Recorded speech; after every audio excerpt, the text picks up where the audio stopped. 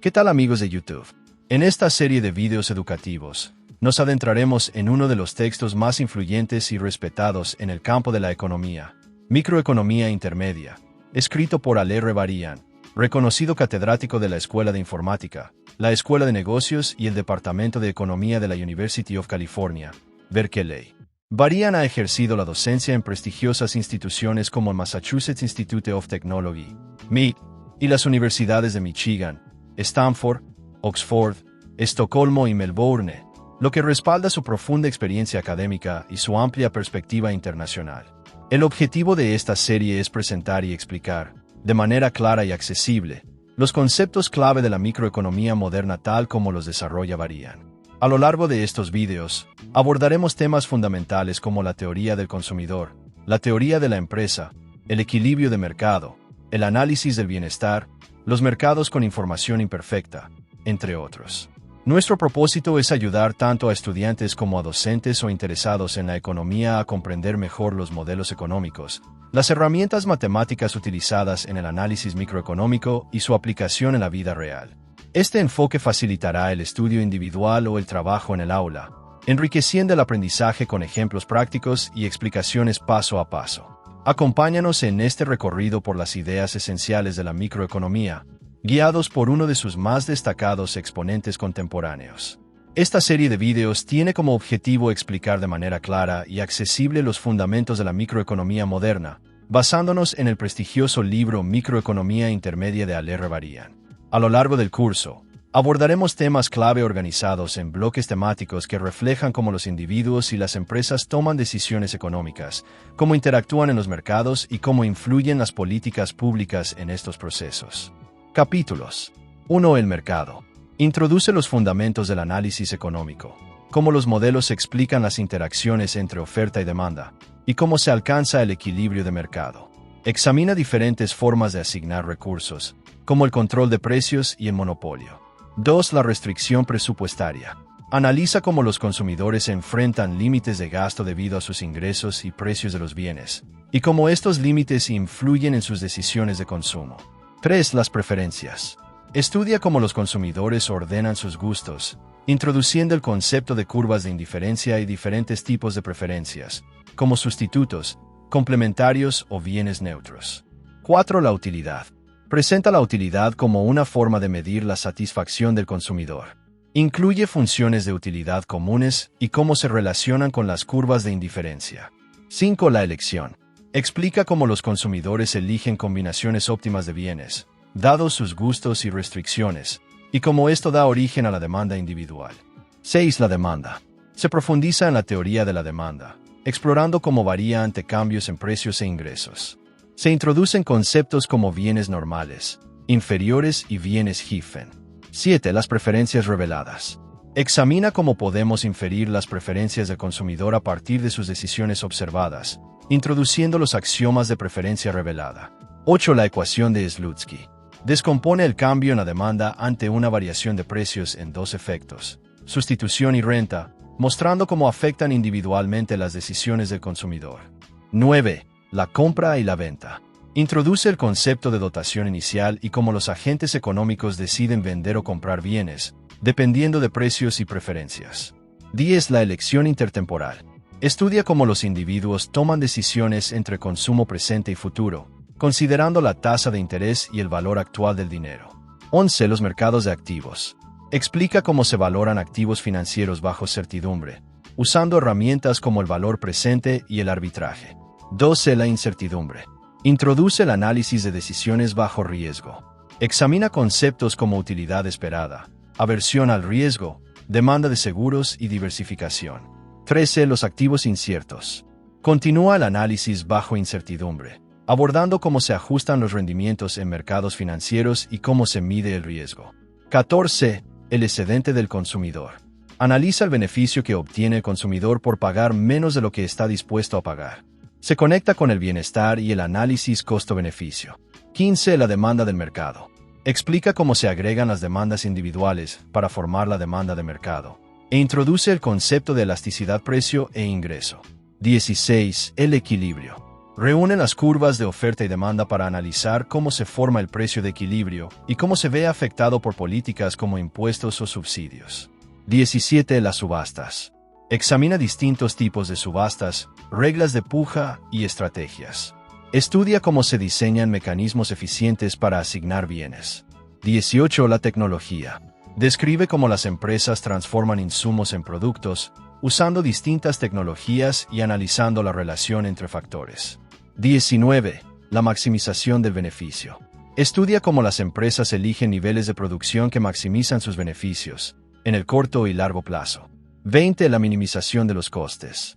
Se analiza cómo las empresas escogen la combinación más eficiente de insumos para producir al menor costo posible. 21. Las curvas de costes. Introduce las curvas de coste total, marginal y medio, fundamentales para entender la oferta de las empresas. 22. La oferta de la empresa. Examina cómo una empresa competitiva decide cuánto producir, dependiendo del precio de mercado y sus costes. 23. La oferta de la industria. Aborda cómo se comporta la industria en conjunto en el corto y largo plazo, considerando la entrada y salida de empresas. 24. El monopolio. Analiza el comportamiento de una empresa que domina el mercado. Se estudian los efectos sobre precios, cantidades y bienestar. 25. La conducta del monopolio. Profundiza en estrategias de precios del monopolio, como la discriminación de precios y las tarifas en bloque. Introduce la competencia monopolística. 26. Los mercados de factores. Se estudia la interacción entre empresas y mercados de trabajo o capital. Se presentan conceptos como monopsonio y renta económica. 27. El oligopolio.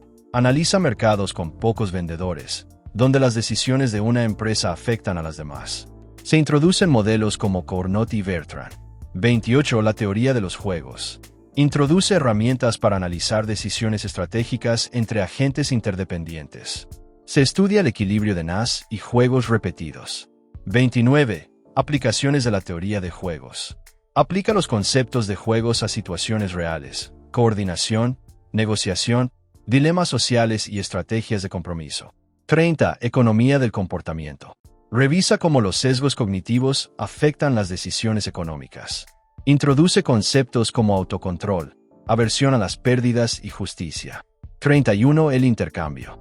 Utiliza la caja de Edgeworth para analizar cómo se benefician los agentes de comercio y cómo se alcanza un equilibrio eficiente. 32. La producción. Analiza la interacción entre consumidores y empresas en un entorno productivo. Revisa el equilibrio general y el bienestar desde un enfoque más complejo. 33. El bienestar. Estudia cómo se agregan las preferencias individuales para evaluar el bienestar social. Introduce ideas de equidad, justicia y eficiencia. 34. Las externalidades. Analiza los efectos colaterales de las decisiones económicas sobre terceros, positivos o negativos, y cómo corregirlos mediante políticas públicas. 35. La tecnología de la información. Examina cómo funcionan los mercados digitales, con bienes complementarios, efectos de red, costos de cambio y plataformas bilaterales. 36. Los bienes públicos. Explica por qué ciertos bienes no se pueden excluir ni dividir, y cómo esto genera problemas como el del polizón. Se estudian mecanismos de provisión eficiente. 37. Información asimétrica. Analiza mercados donde una de las partes posee más información que la otra, generando fenómenos como selección adversa y riesgo moral. Antes de empezar con los temas específicos de esta serie, quiero compartir con ustedes la esencia de lo que vamos a explorar juntos. Esta serie está basada en el reconocido libro Microeconomía Intermedia de Alain Revarian, una obra que ha sido ampliamente aceptada en el mundo académico por su enfoque claro, riguroso y aplicado al análisis económico. Lo que me atrajo de este texto y por eso decidí usarlo como guía es su estilo directo y analítico. No se trata solo de memorizar definiciones o ver gráficas bonitas. El objetivo aquí es que podamos entender a fondo cómo funciona la microeconomía, desarrollar un pensamiento lógico y aplicar ese razonamiento a situaciones reales. No quiero que esta sea una experiencia pasiva, donde simplemente se repitan ejemplos ya resueltos. Al contrario, quiero que puedan usar por sí mismos las herramientas del análisis económico. Sé que para muchos, uno de los principales retos en el estudio de la economía es el aspecto matemático. Y sí, algunos temas pueden parecer complejos a primera vista, especialmente si uno no tiene una formación fuerte en matemáticas. Pero eso no debe ser un obstáculo. Verán que con unos pocos conceptos clave, como funciones lineales de oferta y demanda, y algo de álgebra elemental, podemos avanzar mucho en el análisis económico sin necesidad de recurrir a fórmulas avanzadas. Se puede ser analítico sin ser excesivamente matemático. Esa es una distinción fundamental. Ahora bien, cuando el uso del cálculo diferencial puede enriquecer nuestra comprensión, también lo abordaremos, pero de forma accesible. Muchos de los capítulos incluyen apéndices donde se profundiza en estos métodos para quienes quieran o puedan explorarlos más a fondo. No son obligatorios, pero están ahí como una herramienta más para quien desee llevar su análisis al siguiente nivel. Otro aspecto importante del enfoque de este curso es el uso de ejemplos concretos. No nos limitaremos a ver cómo se desplazan curvas en un gráfico. Vamos a ver cómo el análisis económico responde preguntas reales, con números y argumentos precisos. Parte del aprendizaje aquí consiste en ser capaces de transformar una situación económica en un modelo que se pueda analizar, ya sea con una ecuación o con una representación gráfica. Por eso, también haré referencia a ejercicios que ayudan a poner en práctica lo aprendido. En el libro original, Varian trabajó junto a Theodore Bergstrom para crear un cuaderno de ejercicios que complementa muy bien el texto. De forma similar, en esta serie vamos a trabajar con ejemplos aplicados para reforzar cada concepto. Finalmente, un detalle que valoro mucho es la claridad con la que se explican los temas. Aunque a veces recurramos a casos simplificados, el análisis será preciso, detallado y honesto. En lugar de pasar superficialmente por los temas, nos detendremos a entender cada paso con calma. Eso, creo, hace toda la diferencia para realmente comprender la microeconomía y no solo pasar por ella. Así que prepárense para un recorrido riguroso pero accesible, donde lo importante no es memorizar, sino entender, aplicar y pensar como economistas. Quiero comenzar aclarando algo importante. Hay muchas formas de aprender economía, y no existe un único camino correcto. Este curso está basado en el libro Microeconomía Intermedia de Alain Barian, y como verán, es una obra bastante completa, con mucho más contenido del que normalmente se puede cubrir en un solo semestre o en una sola serie de artículos o clases. Por eso, uno de los primeros pasos es elegir cuidadosamente por dónde empezar y hasta dónde avanzar. No es necesario leer el libro de principio a fin en orden estricto, ni es necesario seguir todos los capítulos y el objetivo es comprender ciertos aspectos clave. De hecho, si alguien intenta ir página por página sin detenerse, probablemente no llegue al final antes de que se le acabe el tiempo. Lo interesante de este libro es que está diseñado de forma modular. Esto significa que puede adaptarse fácilmente a diferentes enfoques, intereses o niveles. Como lo muestra el gráfico que acompaña este mensaje, los temas están interconectados, pero no todos dependen unos de otros de forma directa. Hay caminos alternativos y ramas del análisis que se pueden estudiar por separado, dependiendo del objetivo. Este diagrama que ves aquí nos ayudará a entender cómo se articulan los conceptos. Por ejemplo, desde el punto de partida que es el mercado, se puede seguir un camino que va por la restricción presupuestaria, las preferencias, la utilidad, la elección y la demanda. Pero también podemos ramificarnos hacia otros temas como la elección intertemporal, los mercados de activos, la incertidumbre o el equilibrio de mercado. Este mapa conceptual no solo es útil para visualizar la estructura lógica del curso, sino también para planificar nuestro propio recorrido. Así, dependiendo de tu nivel de experiencia, tus intereses o el tiempo que tengas disponible, podrás centrarte en los módulos que más te aporten. Yo he elegido un orden que considero adecuado para construir una base sólida y avanzar hacia temas más complejos sin perder claridad. Pero si en algún momento sientes que te interesa explorar una sección específica, puedes hacerlo sin temor a perderte, porque el libro y esta serie están pensados para ser flexibles. Así que siéntete con la libertad de aprender a tu ritmo, y aprovechemos juntos esta herramienta tan completa para entender realmente cómo funciona la microeconomía moderna. Capítulo 1. El mercado. Vamos a comenzar esta serie de manera un poco distinta a lo que hacen muchos manuales tradicionales. Usualmente, los libros de microeconomía arrancan con una discusión sobre el alcance y los métodos de la economía, lo cual puede ser interesante. Pero seamos honestos, cuando uno recién empieza, esos temas pueden parecer demasiado abstractos o incluso innecesarios si aún no se ha visto cómo funciona realmente el análisis económico en la práctica. Por eso, en lugar de empezar con teoría pura, he decidido que comencemos directamente con un ejemplo concreto. En este primer capítulo, vamos a analizar un modelo de mercado muy específico, el mercado de apartamentos. Este ejemplo nos permitirá introducir de forma práctica algunas de las ideas y herramientas más importantes que usaremos a lo largo del libro y de esta serie. Ahora, si sientes que el ritmo es un poco rápido al principio, no te preocupes. El objetivo de este capítulo no es que lo comprendas todo al detalle, sino que tengas una visión general de cómo se aplica el análisis económico. Más adelante, iremos profundizando en cada uno de estos conceptos con calma y claridad. Así que, sin más rodeos, comencemos con el capítulo 1, el mercado. Si estás viendo esto en YouTube, no olvides dejarte me gusta, suscribirte al canal y activar la campanita para que no te pierdas los próximos videos de esta serie. Vamos allá. 1.1 ¿Cómo se construye un modelo? Ahora que ya tenemos una idea general de lo que es un mercado, entremos en el siguiente punto importante. ¿Cómo se construye un modelo económico? En economía, uno de los principales instrumentos que usamos para analizar la realidad son los modelos. Un modelo no es otra cosa que una representación simplificada de un fenómeno complejo. Y recalco la palabra simplificada, porque justamente esa es la clave. No se trata de copiar la realidad con todos sus detalles, sino de quedarnos con los elementos más relevantes para entender cómo funciona un determinado aspecto de la economía. Piensa, por ejemplo, en un mapa. Si quisiéramos hacer un mapa a escala 1:1, es decir, del mismo tamaño que la realidad, sería completamente inútil.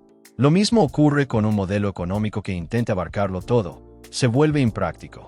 Lo que hace útil a un modelo es que nos permite concentrarnos en lo esencial, dejando de lado lo accesorio.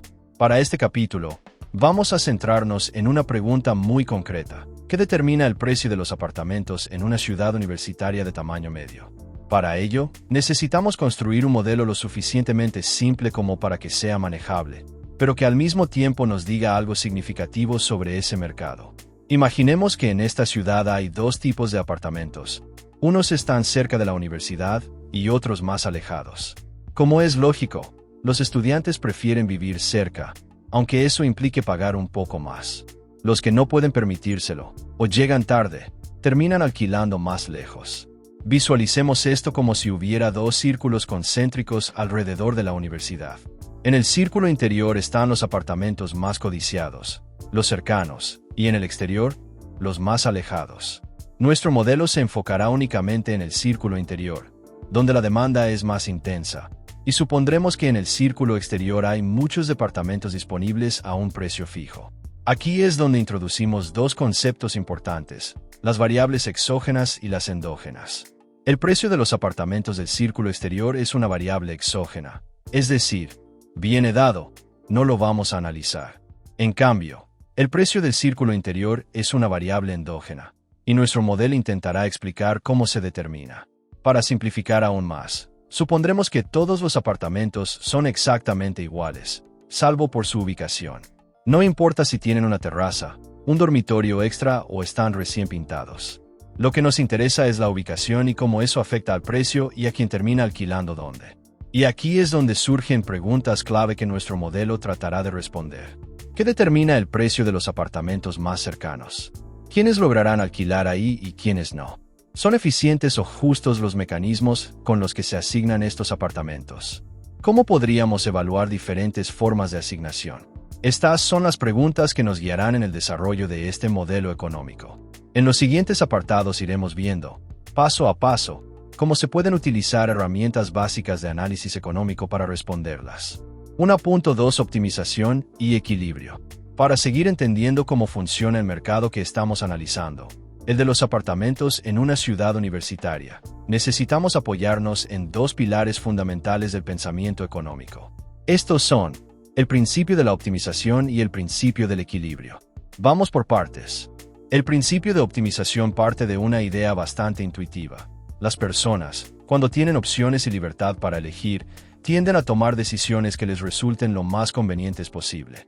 Es decir, buscan lo mejor que puedan conseguir con lo que tienen. En términos económicos, esto significa que los individuos tratan de elegir las mejores combinaciones de consumo que están a su alcance, de acuerdo a sus preferencias, ingresos y precios. Claro, esto no quiere decir que todo el mundo siempre tome decisiones perfectas. Todos cometemos errores o actuamos de manera impulsiva de vez en cuando. Pero en general, y sobre todo en el contexto económico, la mayoría de personas busca maximizar su bienestar dentro de lo que puede permitirse. Por eso este principio es tan central en los modelos económicos. El segundo pilar es el principio del equilibrio, que es un poco más complejo, pero igual de importante. Este principio dice que los precios tienden a ajustarse hasta que la cantidad que la gente quiere comprar de un bien es igual a la cantidad que se ofrece. Es decir, la oferta y la demanda se igualan, y eso genera un equilibrio en el mercado. Por supuesto, este equilibrio no siempre se alcanza de forma inmediata. Puede haber momentos en los que haya más demanda que oferta, o viceversa, y eso hace que los precios suban o bajen hasta encontrar un punto de estabilidad. Pero en muchos mercados, como el de los apartamentos que estamos analizando, los precios suelen ser relativamente estables en el corto plazo, lo que nos permite trabajar con ese concepto de equilibrio como una base sólida para el análisis. Es importante entender que la definición de equilibrio puede variar según el modelo que estemos usando. En este caso, estamos usando un modelo sencillo, donde basta con que la oferta y la demanda coincidan. Pero en modelos más avanzados, el equilibrio implica algo más profundo: que todas las decisiones económicas de los distintos agentes involucrados sean mutuamente coherentes. Entonces, ¿cómo usamos estos dos principios, optimización y equilibrio, para responder a las preguntas que planteamos antes sobre el mercado de apartamentos? Para eso, necesitaremos introducir poco a poco algunos conceptos económicos clave, que iremos desarrollando a lo largo del capítulo. 1.3 La curva de demanda. Ahora vamos a introducir una herramienta fundamental en el análisis económico: la curva de demanda. Esta curva nos permite entender cómo reaccionan las personas frente a distintos precios. En este caso, al alquilar un apartamento. Imaginemos que le preguntamos a cada posible arrendatario cuánto estaría dispuesto a pagar, como máximo, por un apartamento en el círculo interior, es decir, el más cercano a la universidad. Esta cantidad máxima que alguien está dispuesto a pagar se conoce como su precio de reserva. Por ejemplo, pensemos en una persona que está dispuesta a pagar hasta 500 euros al mes por un apartamento. Quizá tiene más ingresos, o le da mucho valor a vivir cerca para no tener que caminar o tomar el autobús. Si el precio del alquiler fuera justamente 500 euros, entonces esa única persona alquilaría un apartamento. Ahora bien, si el precio bajara un poco, digamos a 490 euros, entraría un nuevo interesado. Alguien que antes no estaba dispuesto a pagar 500, pero sí estaría dispuesto a alquilar por 490. Ahora tenemos dos personas interesadas, una dispuesta a pagar 500 y otra 490. A ese precio se alquilarían dos apartamentos. Y así sucesivamente. A medida que el precio del alquiler va bajando, más personas están dispuestas a alquilar, porque su precio de reserva queda igual o por encima del precio de mercado. Por eso, la curva de demanda es descendente. Cuanto menor es el precio, mayor es la cantidad de apartamentos que se demandan. Esto lo podemos ver gráficamente en la figura 1.1, donde en el eje vertical, el de las ordenadas, tenemos los precios, y en el eje horizontal, el de las abscisas, el número de apartamentos alquilados. Cada escalón en esta curva representa un precio de reserva de alguna persona interesada en alquilar. A medida que vamos bajando el precio, la curva se desplaza hacia la derecha, indicando que más personas se suman al mercado. Entonces, si el precio de mercado es un valor específico P, la cantidad de apartamentos que se alquilarán será igual al número de personas cuyo precio de reserva sea igual o superior a P. Los que están dispuestos a pagar ese precio más se quedarán con un apartamento en el círculo interior. Los que no, preferirán buscar uno más lejos o no alquilar. Este concepto es clave, porque nos ayuda a ver cómo se forma la demanda en el mercado y cómo varía según los precios. Podemos interpretar también la figura 1.1 desde otra perspectiva muy útil. Esta gráfica no solo representa precios y cantidades, sino también el número de personas que desean alquilar un apartamento a un determinado precio. En otras palabras, estamos frente a una curva de demanda, que nos muestra cómo varía la cantidad demandada según el precio de mercado. Por ejemplo, si el precio supera los 500 euros, nadie alquilará un apartamento. Si el precio se ubica entre 500 y 490 euros, solo una persona, la que tiene el precio de reserva más alto, estará dispuesta a alquilar. Si el precio baja un poco más, entre 490 y el tercer precio de reserva más alto, ya habrá dos personas interesadas. Y así sucesivamente. Esta es la lógica que define cómo funciona la curva de demanda. Cuanto menor es el precio, mayor es la cantidad de personas que desean alquilar.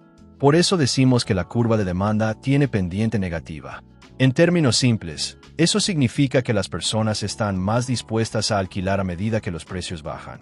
Ahora bien, si en lugar de tener solo unas cuantas personas, tuviéramos muchos individuos con precios de reserva muy parecidos entre sí, entonces esa curva de demanda que en la figura 1.1 aparece como una escalera, se volvería más suave y continua.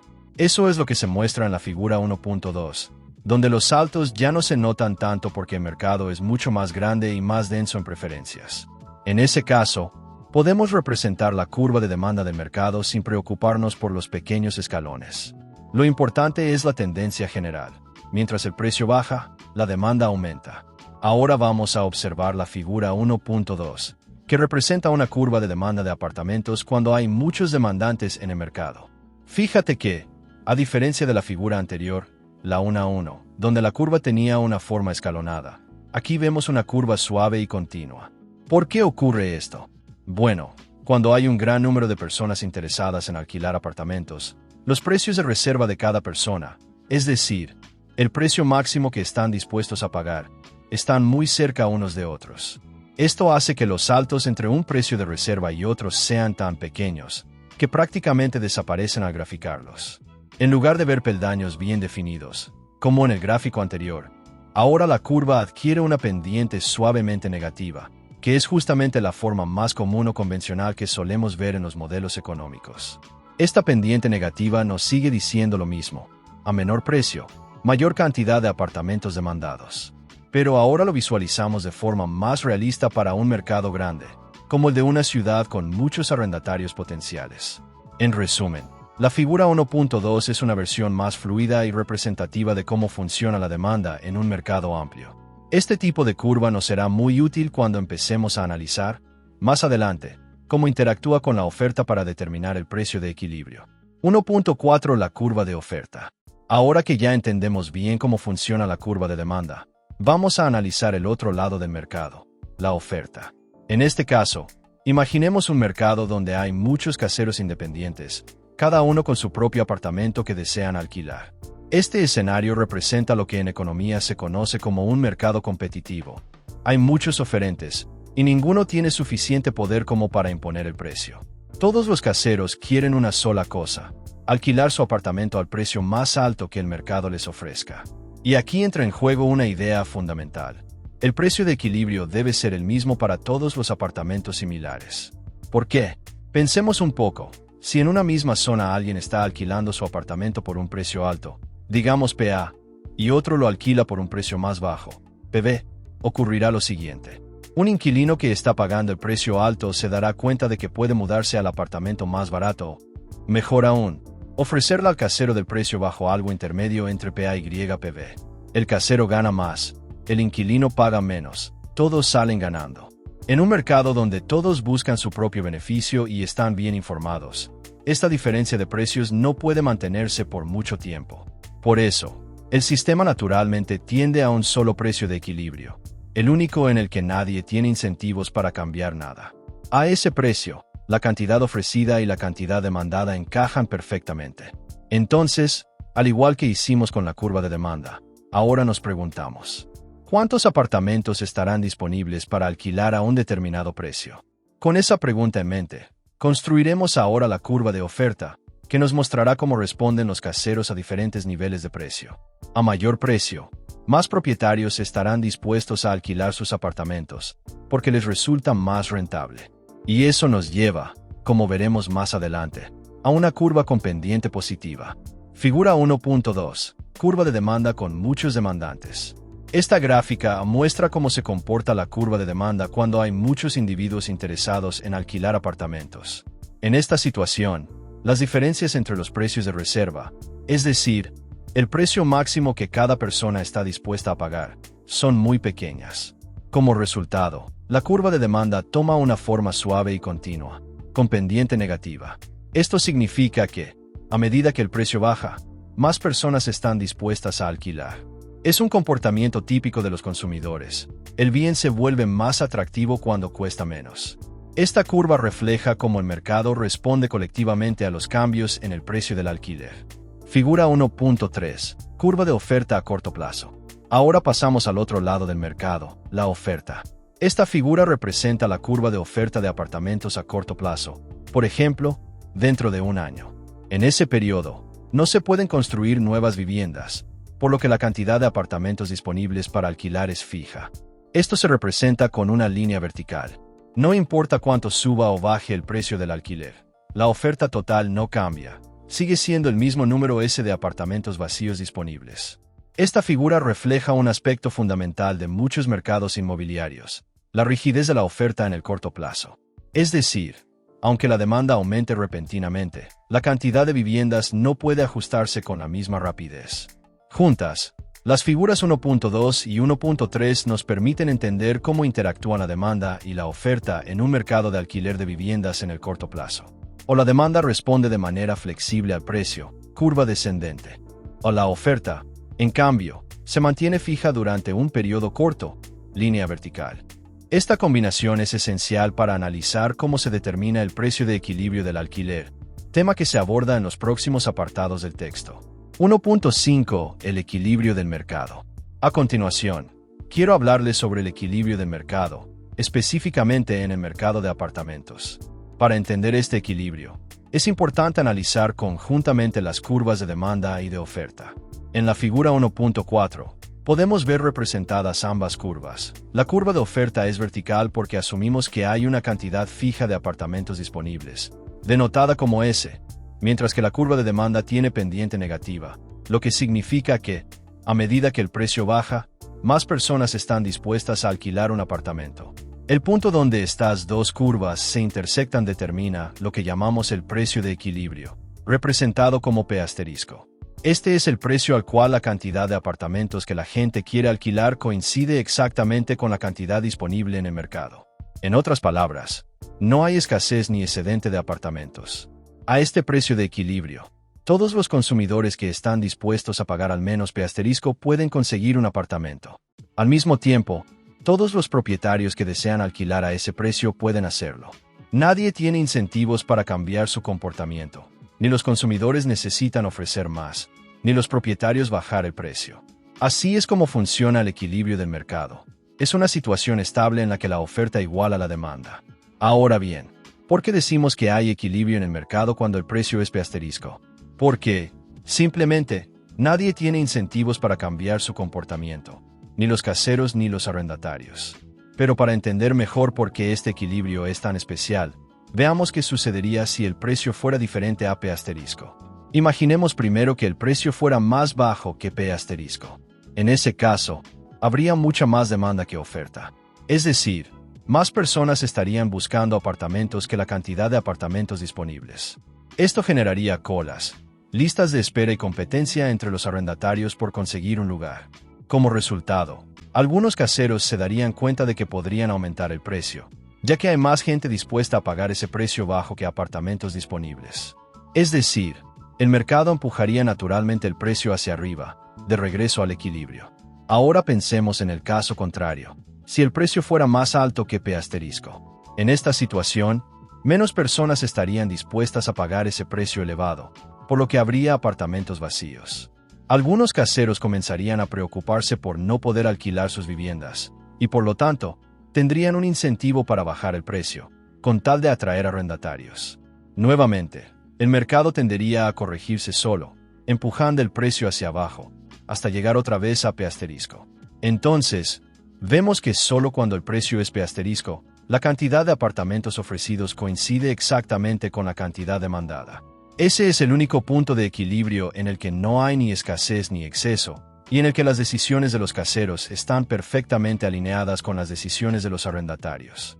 Además, en este modelo, podemos incluso deducir quién termina viviendo más cerca del centro y quién se va más lejos. En equilibrio, todas las personas que están dispuestas a pagar P* o más, consiguen un apartamento en el círculo interior más cercano. Y aquellas que están dispuestas a pagar menos de P*, terminan viviendo en el círculo exterior, más alejado.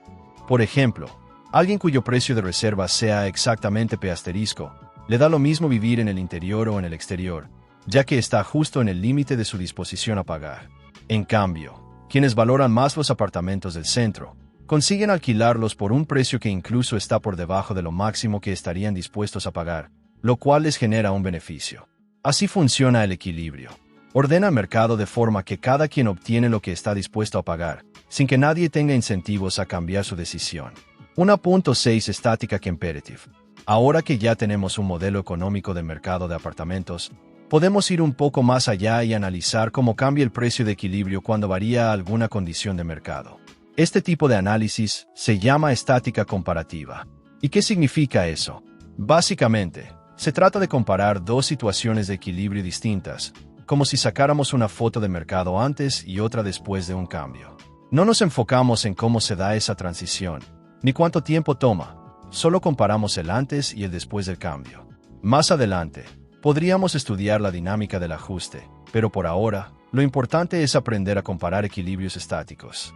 Vamos a empezar con un caso muy sencillo. ¿Qué pasaría si aumentara la oferta de apartamentos?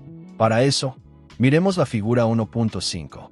En este gráfico vemos que la curva de oferta se desplaza hacia la derecha, lo cual representa un aumento en la cantidad de apartamentos disponibles. Pasamos de S a S. Sin embargo, la curva de demanda se mantiene igual. Este cambio genera un nuevo punto de intersección entre la oferta y la demanda, lo que significa que el mercado encuentra un nuevo equilibrio. ¿Y qué ocurre con el precio?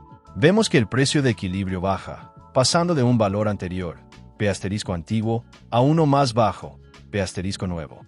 Esto tiene bastante sentido. Cuando hay más apartamentos disponibles, los arrendadores tienen que reducir el precio para poder atraer a más inquilinos, ya que ahora hay más competencia entre caseros. En resumen, el ejercicio de estática comparativa nos permite ver claramente cómo un aumento en la oferta, manteniendo todo lo demás constante, reduce el precio de equilibrio en el mercado. Y este tipo de razonamiento se puede aplicar a muchos otros casos dentro de la microeconomía. A simple vista, uno podría pensar que si disminuye la oferta de apartamentos, el precio de equilibrio debería subir. Y en muchos casos eso es cierto. Pero vamos a analizar un caso más interesante y realista, usando la figura 1.6.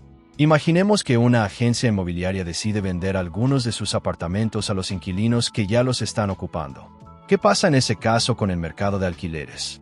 Lo primero que muchos pensarían es, si hay menos apartamentos en alquiler, entonces los precios subirán. Pero esto no es necesariamente cierto, porque también tenemos que considerar que, al venderse esos apartamentos, algunas personas que antes alquilaban dejan de demandar vivienda en alquiler. Ahora son propietarios. Entonces lo que ocurre es un doble efecto. O por un lado, la oferta disminuye. Hay menos apartamentos disponibles para alquilar. Pero por otro lado, también baja la demanda. Algunas personas que antes alquilaban ya no lo harán, porque ahora son dueñas. Supongamos que los compradores son personas que ya vivían en los apartamentos del círculo interior, es decir, las que tenían los precios de reserva más altos, y que ahora deciden comprar. Digamos, por ejemplo, que son 10 personas las que compran sus apartamentos. Entonces, la nueva curva de demanda se verá igual que la anterior, pero con 10 demandantes menos a cada nivel de precio. Y la nueva curva de oferta también será como la anterior, pero con 10 apartamentos menos disponibles. El resultado, como muestran los desplazamientos en la figura 1.6, tanto la demanda como la oferta se mueven hacia la izquierda, en la misma magnitud. Por eso, el nuevo punto de intersección entre ambas curvas queda en el mismo precio de equilibrio P asterisco. Lo que cambia es la cantidad, no el precio. En resumen, cuando la reducción en la demanda acompaña exactamente a la reducción en la oferta, el precio de equilibrio no se ve afectado. Es un ejemplo perfecto de cómo en economía no siempre las intuiciones iniciales son correctas. Hay que mirar el efecto completo en el modelo. Este resultado que acabamos de analizar, donde el precio de equilibrio no cambia a pesar de que se reducen tanto la oferta como la demanda, suele parecer sorprendente para muchas personas. ¿Por qué? Porque la mayoría solo se enfoca en que hay menos oferta y olvida mirar el otro lado, la reducción de la demanda. Eso sí, el caso que vimos es bastante extremo, ya que asumimos que todas las personas que compraron los apartamentos antes vivían en ellos como arrendatarios. Pero existe otro caso aún más radical, que ninguno de los compradores viviera antes en un apartamento de alquiler. En ese escenario, la demanda no cambiaría, y solo la oferta bajaría, lo cual sí generaría un aumento en el precio de equilibrio. Entonces, aunque este modelo es simple, nos da una lección muy clara. Para entender cómo afectará la venta de apartamentos al mercado, no basta con ver qué pasa con la oferta. También debemos analizar el impacto en la demanda. Solo así obtendremos una visión completa. Y ahora vamos a ver otro ejemplo aún más curioso dentro del análisis de estática comparativa. ¿Qué pasaría si se impusiera un impuesto sobre los apartamentos? Imaginemos que el ayuntamiento decide cobrar un impuesto de 500 euros anuales por cada apartamento a los propietarios. ¿Qué pasaría con el precio del alquiler? La mayoría de la gente pensaría que los caseros trasladarán ese costo a los inquilinos, al menos parcialmente. Pero el modelo nos muestra algo muy distinto. El precio de equilibrio no cambia en absoluto. ¿Cómo puede ser esto? Analicémoslo con calma. Primero, veamos las curvas. O la curva de oferta no cambia, porque el número total de apartamentos sigue siendo el mismo. No han desaparecido por el impuesto. O la curva de demanda tampoco cambia. Las preferencias de los arrendatarios siguen igual. Quieren alquilar la misma cantidad de apartamentos a cada nivel de precio. Si ninguna de las dos curvas se mueve, entonces el precio de equilibrio tampoco puede cambiar. ¿Y por qué no pueden subir el precio los caseros para compensar el impuesto? Porque si hubieran podido cobrar más sin perder inquilinos, ya lo estarían haciendo. El precio de equilibrio ya era el más alto posible que mantenía a los apartamentos ocupados. Por tanto, no pueden trasladar el impuesto al arrendatario. Tendrán que absorberlo completamente ellos mismos. Eso sí, este análisis se basa en un supuesto clave, que la oferta de apartamentos es fija. Si eso no fuera así, es decir, si los caseros pudieran retirar apartamentos del mercado o cambiar su uso ante cambios de impuestos, entonces el precio sí podría cambiar. Más adelante, con herramientas más avanzadas, podremos analizar esos casos dinámicos con mayor profundidad. 1.7 Otras formas de asignar los apartamentos. Hasta ahora, hemos hablado sobre cómo se asignan los apartamentos en un mercado competitivo, donde el precio se determina por la interacción entre la oferta y la demanda. Pero, ¿es esa la única forma posible de asignar los recursos? En realidad, no. Existen otros métodos, y aunque algunos pueden parecer inusuales, son muy ilustrativos y nos permiten entender cómo funciona la economía en diferentes contextos. El monopolista discriminador. Vamos a comenzar con un caso particular, el del monopolista discriminador. Imaginemos que todos los apartamentos de una ciudad pertenecen a un solo casero, o que varios caseros se organizan y actúan como si fueran uno solo. A esto lo llamamos un monopolio, un mercado donde solo hay un vendedor. Este monopolista podría decidir no alquilar los apartamentos a un precio fijo, como en un mercado competitivo, sino subastar cada uno de ellos individualmente. En otras palabras, los alquila al mejor postor, uno por uno. Ahora, para simplificar el análisis, supongamos que este casero conoce el precio de reserva de cada persona. Es decir, sabe cuánto está dispuesto a pagar cada individuo por un apartamento, aunque en la vida real esto no sea tan fácil de saber. Entonces, alquilaría el primer apartamento al que más valore vivir allí. Por ejemplo, a 500 euros. El siguiente apartamento se alquilaría al segundo mejor postor, quizá a 490 euros, y así sucesivamente, bajando por la curva de demanda. En este sistema, cada persona pagaría un precio distinto, por eso se llama discriminación de precios. Ahora viene lo más interesante. Aunque los precios sean distintos para cada individuo, las personas que terminan consiguiendo los apartamentos son exactamente las mismas que en un mercado competitivo. Es decir, aquellos que valoran más los apartamentos, los que están dispuestos a pagar más que el precio de equilibrio P***, son quienes los obtienen. La última persona que consigue un apartamento lo hace pagando justo P***, que coincide con el precio de equilibrio en un mercado competitivo. Esto nos muestra algo sorprendente pero muy importante. Aunque el mecanismo de asignación, en este caso, subastas con precios discriminados, sea diferente, el resultado final en términos de quien obtiene el recurso puede ser el mismo que en un mercado competitivo. Lo único que cambia aquí es el precio que paga cada uno. En el mercado competitivo, todos pagan lo mismo. Con el monopolista discriminador, cada uno paga según su disposición a pagar. Pero en ambos casos, los apartamentos van a parar a las personas que más los valoran. Y esto no es coincidencia. Más adelante en el libro, se explicará con más profundidad por qué ocurre esto y cómo se relaciona con la eficiencia en los mercados. El monopolista ordinario. En la sección anterior analizamos al monopolista discriminador, quien podía alquilar cada apartamento a un precio distinto. Pero, ¿Qué pasa si ahora el monopolista está obligado a fijar un solo precio para todos los apartamentos? Aquí nos encontramos con un escenario muy diferente. El monopolista ordinario enfrenta una disyuntiva clásica. O si fija un precio bajo, logrará alquilar más apartamentos, pero a un ingreso menor por cada uno. O si fija un precio alto, alquilará menos apartamentos, pero cada uno a un precio mayor. Entonces, ¿cómo decide cuál es el precio óptimo? Para eso, usamos una función que llamamos de P, que representa la cantidad demandada de apartamentos cuando el precio es P. El ingreso total que recibiría el monopolista si cobra ese precio es simplemente P por D, P. En la figura 1.7, este ingreso total se muestra como un rectángulo, cuya altura es el precio P. Base es la cantidad demandada de P. Y, por lo tanto, el área del rectángulo representa los ingresos totales del monopolista. Ahora, si el monopolista no incurre en costos por alquilar sus apartamentos, su único objetivo será maximizar esos ingresos. Es decir, buscará el valor de P que haga más grande ese rectángulo.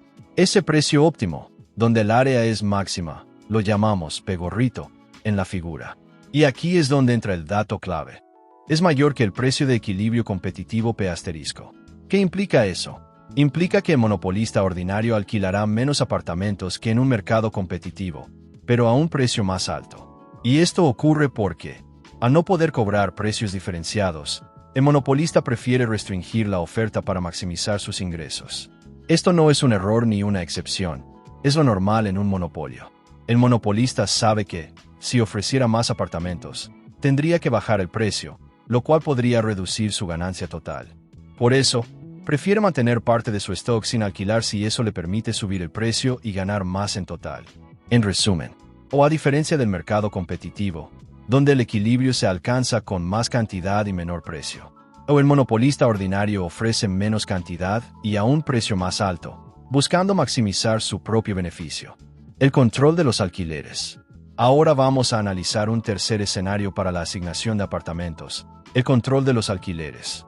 Supongamos que una autoridad local, como el ayuntamiento, decide intervenir en el mercado y fija un precio máximo de alquiler, a que llamamos P sub max /diagonal sub, que está por debajo del precio de equilibrio de mercado competitivo, es decir, P asterisco. ¿Qué pasa en este caso? 1. Exceso de demanda. Al estar el precio controlado por debajo del precio de equilibrio, ocurre lo siguiente. O más personas quieren alquilar apartamentos, porque ahora son más baratos. O pero menos propietarios están dispuestos a alquilarlos, o hay menos apartamentos disponibles, ya que el incentivo a alquilar ha disminuido. Este desequilibrio genera una escasez.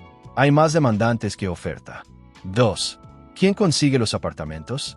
Aquí es donde entra una limitación importante del modelo económico que hemos usado hasta ahora. El modelo competitivo no puede decirnos quién consigue el apartamento si hay más demandantes que oferta. No alcanza para analizar el mecanismo de asignación cuando la demanda excede la oferta. En este caso, otros factores ajenos al modelo entran en juego, como quién busca con más insistencia, quién conoce a los inquilinos o caseros, o incluso quien está dispuesto a ofrecer favores u otros incentivos informales. En consecuencia, la asignación deja de ser eficiente.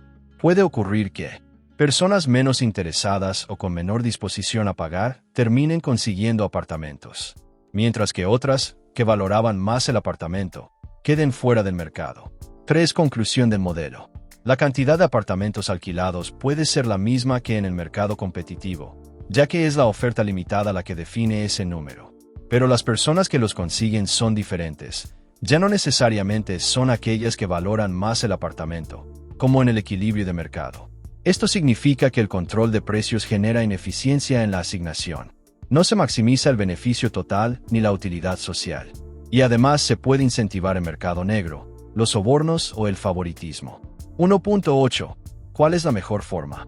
Después de haber analizado 4 formas distintas de asignar apartamentos, el mercado competitivo, el monopolista discriminador, el monopolista ordinario y el control de los alquileres, es natural que nos hagamos una pregunta clave. ¿Cuál de estos mecanismos es mejor? Pero antes de responder, necesitamos definir qué significa mejor. ¿Mejor para quién? ¿Según qué criterios? Cada uno de estos mecanismos beneficia a unos y perjudica a otros, por lo que no es tan simple sacar una conclusión inmediata. Por ejemplo, Desde el punto de vista de los propietarios de apartamentos, es bastante claro que el mejor escenario es cuando pueden actuar como monopolistas discriminadores. Ahí es donde obtienen mayores ingresos, cobrando a cada arrendatario lo máximo que esté dispuesto a pagar. En cambio, el control de alquileres es probablemente la peor situación para ellos, ya que sus ingresos están limitados por el precio máximo impuesto por la autoridad. ¿Y qué pasa con los arrendatarios? En promedio, los consumidores, inquilinos, salen perjudicados bajo un monopolio discriminador, porque la mayoría termina pagando precios más altos que los del mercado competitivo. Por otro lado, en el control de alquileres, algunos inquilinos sí salen beneficiados. Los que consiguen un apartamento a precio bajo, mejoran su bienestar. Pero hay que decirlo, muchos otros no consiguen apartamento alguno, y en ese caso su situación es peor que en un mercado libre. Así que nos enfrentamos a una dificultad. ¿Cómo evaluar objetivamente cada uno de estos mecanismos, considerando no solo a los propietarios o a unos cuantos consumidores, sino a todos los actores involucrados? Eso nos lleva a la necesidad de un criterio más general, un marco que nos permita analizar la situación económica completa. No solo cuántos ganan o pierden, sino cómo se distribuyen esos beneficios y perjuicios entre arrendadores y arrendatarios. Y si el mecanismo permite una asignación eficiente y justa de los recursos. Esta pregunta, ¿cuál es la mejor forma de asignar los apartamentos, considerando a todos?, nos abre la puerta a estudiar criterios de eficiencia económica, como el óptimo de Pareto, el excedente del consumidor y del productor, y otros conceptos que exploraremos más adelante en el curso. 1.9 La eficiencia en el sentido de Pareto. A la hora de comparar diferentes formas de asignar recursos, como los apartamentos, necesitamos un criterio justo y racional. Un criterio ampliamente utilizado en economía es el de la eficiencia en el sentido de Pareto, también conocida como eficiencia económica. ¿Qué significa una mejora de Pareto? Una situación mejora en el sentido de Pareto cuando alguien mejora su bienestar, sin que nadie más vea reducido el suyo. Entonces, si existe alguna forma de mejorar la situación de alguien sin empeorar la de otros, la asignación es ineficiente en el sentido de Pareto. Si no hay forma de mejorar a alguien sin empeorar a otro, entonces la asignación es eficiente en el sentido de Pareto. Este criterio no dice si la distribución es justa o equitativa, solo si es eficiente en el sentido de que no hay mejoras sin perjuicios para otros. ¿Por qué importa esta eficiencia? Porque si encontramos una forma de mejorar la situación de alguien sin afectar negativamente a los demás, no hay razón lógica para no hacerlo. Dejar de aprovechar esa oportunidad de mejora sería simplemente ineficiente. Ejemplo con los apartamentos. Imaginemos que asignamos aleatoriamente los apartamentos del círculo interior, más cerca de la universidad, y del círculo exterior, más lejos. A algunas personas les puede tocar un apartamento cerca que no valoran tanto, y a otras les puede tocar uno lejos, aunque estarían dispuestas a pagar más por vivir cerca. Ahora, si permitimos que las personas puedan intercambiar apartamentos voluntariamente, subarrendar o negociar, empezarán a ocurrir intercambios mutuamente beneficiosos. Supongamos, persona A tiene un apartamento interior que valora en 200 euros. Persona B, con uno exterior, está dispuesta a pagar 300 euros por el apartamento de A. Entonces, si B paga a una cifra entre 200 y 300 euros por el intercambio, ambos ganan. A recibe más de lo que valora su apartamento. B obtiene algo que valora mucho más que lo que tenía. Este intercambio voluntario genera una ganancia del comercio, y no perjudica a nadie. Conclusión clave. Si todas las personas realizan todos los intercambios voluntarios posibles, se agotan las ganancias del comercio. La situación final, entonces, es eficiente en el sentido de Pareto. 1.10 Comparación entre distintas formas de asignar los apartamentos. ¿Cuál forma de asignar los apartamentos es más eficiente? Imaginemos una ciudad con una cantidad limitada de apartamentos disponibles cerca de la universidad. Varias personas están interesadas en alquilarlos, pero hay más demandantes que oferta.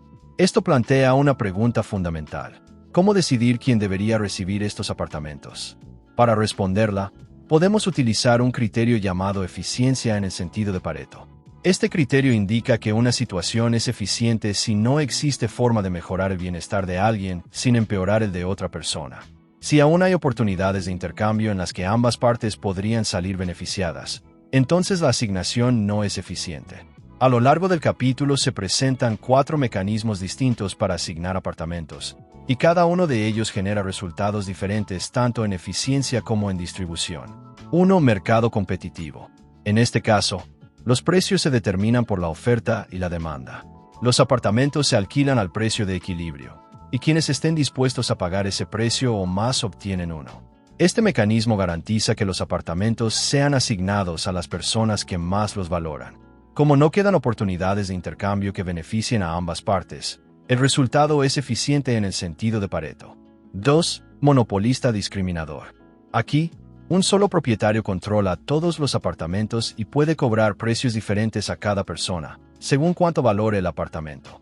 Aunque esta forma de asignación puede parecer injusta, ya que los arrendatarios pagan precios más altos, termina ocurriendo lo mismo que en el mercado competitivo. Los apartamentos los obtienen quienes más los valoran. Por tanto, también es eficiente en el sentido de Pareto. Sin embargo, la distribución de las ganancias es muy distinta. Los propietarios ganan mucho más y los arrendatarios terminan pagando más. 3. Monopolista ordinario, precio único. En este caso, el monopolista solo puede fijar un único precio para todos los arrendatarios. Para maximizar sus beneficios, decide alquilar menos apartamentos de los disponibles. Esto genera ineficiencia, ya que hay personas dispuestas a pagar algo por un apartamento que sigue desocupado. Si se permitiera alquilar ese apartamento por un precio más bajo, tanto el propietario como el nuevo arrendatario ganarían sin perjudicar a nadie más. Por lo tanto, esta asignación no es eficiente en el sentido de Pareto. 4. Control de alquileres. Cuando el gobierno impone un precio máximo al alquiler, algunas personas logran conseguir apartamentos a precios bajos. No obstante, la asignación tiende a ser arbitraria. No necesariamente los apartamentos terminan en manos de quienes más los valoran. Esto también genera ineficiencia. Por ejemplo, una persona que tiene un apartamento puede valorarlo poco, mientras que otra que no consiguió ninguno lo valoraría mucho más. Si estas dos personas intercambian el apartamento mediante subarriendo, ambas mejoran su bienestar sin afectar a nadie más. Por lo tanto, el control de alquileres tampoco produce una asignación eficiente. Tanto el mercado competitivo como el monopolista discriminador asignan los apartamentos de manera eficiente, porque quienes más los valoran son quienes los obtienen, y no quedan oportunidades de mejora sin perjuicio de terceros. No obstante, la distribución de los ingresos entre propietarios e inquilinos es muy diferente en cada caso. Por otro lado, tanto el monopolista con precio único como el sistema de control de alquileres generan ineficiencias, porque no se aprovechan todas las oportunidades de intercambio mutuamente beneficioso. En resumen, para que una asignación de recursos sea considerada buena desde el punto de vista económico, no basta con pensar en los precios o en la justicia social. También es importante que los recursos lleguen a quienes más los valoran y que no queden beneficios potenciales sin realizar. 1.11 El equilibrio a largo plazo. ¿Qué pasa a largo plazo con los apartamentos? Hasta este punto, hemos estado analizando qué sucede con los apartamentos a corto plazo, cuando la cantidad disponible está fija. Es decir, no se construyen y se destruyen más viviendas en el momento.